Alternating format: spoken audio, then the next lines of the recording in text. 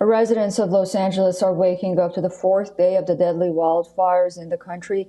Officials are warning of more high winds than clouds as clouds fan the flames further.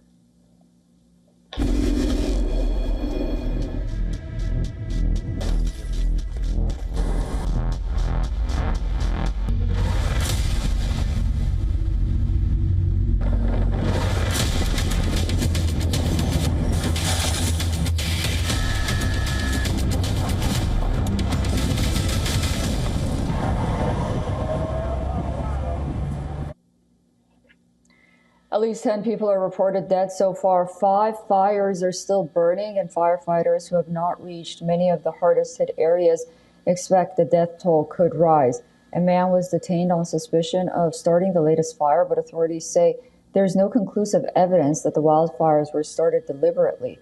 Workers are also destroying roads to stop the flow of gas, fueling the flames, even where the fires have died down. Hazardous conditions like polluted air are posing a threat even for those far from the flames. Whole neighborhoods have been devastated, with the Palisades fire burning down 20,000 acres with only 6% containment. The fast-moving Eaton fires have ravaged 13,000 acres and 0% contained. Among the people who have died were an amputee and his son in Atlanta, and Washington Post reported that a retired 67-year-old salesman, Anthony Mitchell, who relied on a wheelchair, died by his bedside, or by the bedside of his son Justin, who was in his early 20s and living with cerebral palsy.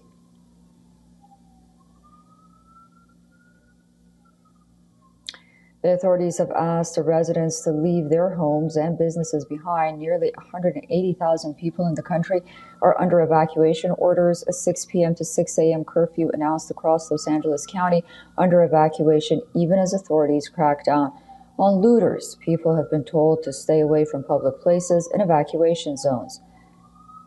Violators have been warned of fines of up to $1,000 or a prison sentence of up to 6 months. 200,000 people are under evacuation warnings. At least 20 people have been arrested in the county for looting during these wildfires.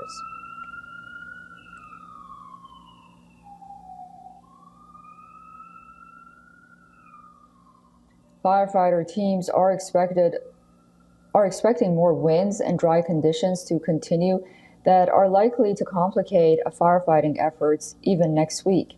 Meanwhile, reports state that an aerial firefighting aircraft collided with a drone flying in a restricted airspace over the Palisades fires. The collision caused temporary grounding of all aircraft responding to the Palisades fire.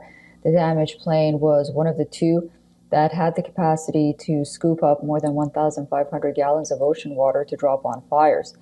8 C-130 military transport planes are assisting the firefighting efforts.